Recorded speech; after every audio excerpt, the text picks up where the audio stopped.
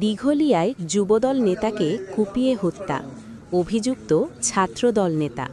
সুপ্রিয় দর্শক, এই মুহূর্তে আমরা অবস্থান করছি খুলনা জেলার দিঘলিয়া উপজেলার সিনহাটি ইউনিয়নের বক্সিবাড়ি গড়স্থানের পাশে। আপনার কিছুক্ষণ আগে এই এলাকায় বিকাল 5টা 30 সময় আনুমানিক এখানে মনসুর খাঁর পুত্র মুরাদ খাঁকে 3 থেকে 4 জন ব্যক্তি এসে তবে কুপিয়ে জখম করেছে, যেটা আমরা এখানে এসে জানতে পেরেছি স্থানীয়দের কাছ থেকে।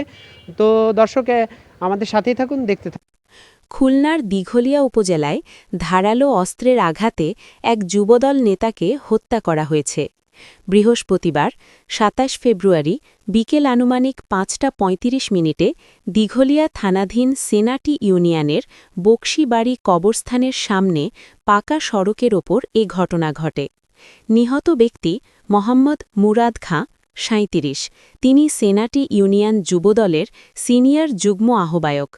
তার পিতা মনসুর খাঁ, বাড়ি হাজিগ্রাম।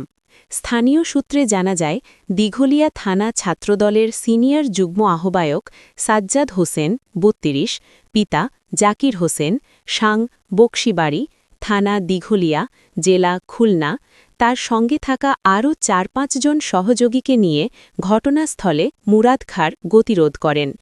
এ সময় ধারালো অস্ত্র দিয়ে তাকে কুপিয়ে গুরুতর রক্তাক্ত জখম করা হয়। করছি যে ভাই রোজা, আপনারা মাইরেন না, আর মাইরেন না।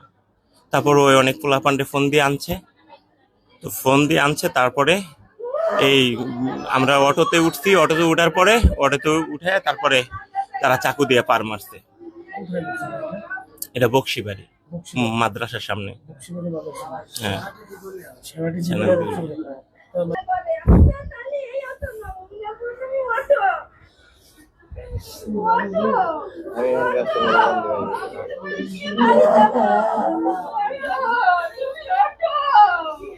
আপনারা যদি জানান। আশঙ্কাজনক অবস্থায় স্থানীয়রা তাকে উদ্ধার করে খুলনা মেডিকেল কলেজ হাসপাতালে নিলে সেখানে চিকিৎসক তাকে মৃত ঘোষণা করে।